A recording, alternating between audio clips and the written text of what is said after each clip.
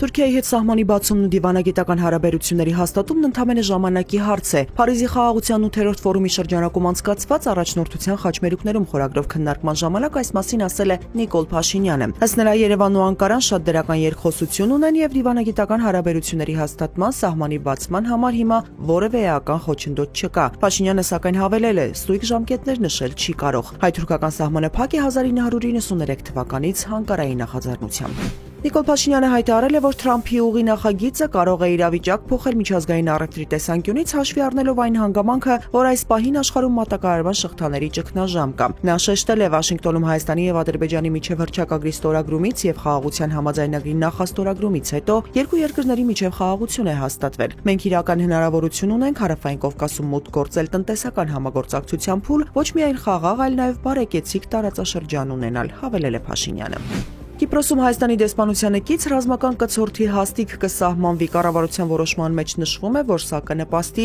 երկու երկրների միջև պաշտպանության ոլորտում փոխգործակցության հետագա զարգացմանը, նոր թափ կհաղորդի երկու երկրների միջև պաշտպանական ոլորտում համատեղ միջոցառումների իրականացմանը։ Կիպրոսում ռազմական կցորդի հաստիքը համատեղվելու է Հունաստանում Հայաստանի ռազմական կցորդի կողմից։ Ներկայում այդ պաշտոնը զբաղեցնում է փոխգնդապետ Արմեն Միրզաբեկյանը։ Սլովակիան չի ֆինանսավորի Ուկրաինայի ռազմական ծախսերը, հայտարարել է այդ երկրի վարչապետ Ռոբերտ Ֆիցոն։ Նա հավելել է Ուկրաինային ֆինանսական աջակցություն երաշխավորող ոչինչ չի ստորագրի, եթե խոսքն առաջիկա տարիների ռազմական ծախսերի մասին է։ Ֆիցոն պատրաստվում է այդ հարցով խորհրդարանի արտահերթ նիստ նախաձեռնել։ Մինչ այդ Սլովակիան հումանիտար օգնություն եւ տարածքների ականազերծման աշխատանքների համար սարքավորումներ է տրամադրում Ուկրաինային։ ԱՄՆ նախագահ Դոնալդ Թրամփը երկրի պաշտպանության նախարարությանը հանձնարարել է անհապաղ վերսկսել միջուկային զենքի փորձարկումները այլ միջուկային տերությունների հետ հավասար հիմունքներով։ Նա շեշտել է նման հանձնարարական է տվել այլ երկրներում փորձարկման ծրագրերի պատճառով։ Վերջին անգամ Միացյալ Նահանգները միջուկային զենք փորձարկել է 1992 թվականին։ Նախորդին Վլադիմիր Պուտինը հայտարարել էր, որ Ռուսաստանը մեծ հաջողությամբ փորձարկել է Պոսեյդոն տորպեդոն, որը կարող է միջուկային մարտագլխիկ կրել։ Մելիսա փոթորիկը տարածվում է Կարիբյան ծովով շարժվելով հյուսիս-արևելք։ Փոթորիկը 25 մարդու կյանք է խլել Ջամայկայում եւ Հայիթիում։ Հայիթիի արտակարգ իրավիճակների գործակալության տվյալներով զոհվել է առնվազն 10 երեխա, 12 մարդ դեռևս անհետ կորած է։